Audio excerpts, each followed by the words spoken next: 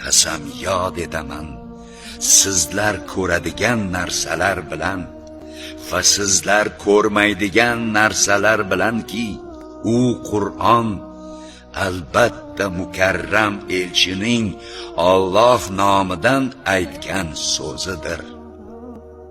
U biror shoirning so'zi emasdir.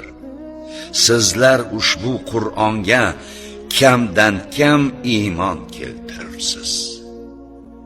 U biror kohin, folbinning so'zi ham emasdir. Sizlar kamdan kam eslatma olursiz.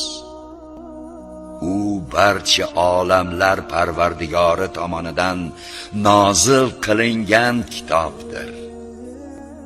Agar payg'ambar bizning nomimizdan biz aytmagan ba'zi so'zlarni to'qib aytganda edi, albatta biz uning o'ng qo'lidan tutgan, so'ngra uning shoh tomirini uzib tashlagan bo'lar edik.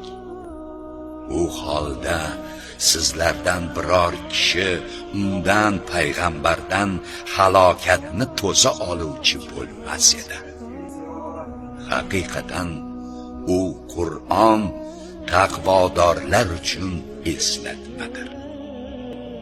Biz sizlarning orangizda Qur'onni inkor etuvchilar bor ekanini aniq bilurmiz. Albatta u Qur'on kofirlarga qiyomat kunida hasrat, nadomat bo'lur. Albatta u Qur'on aniq haqiqatdir.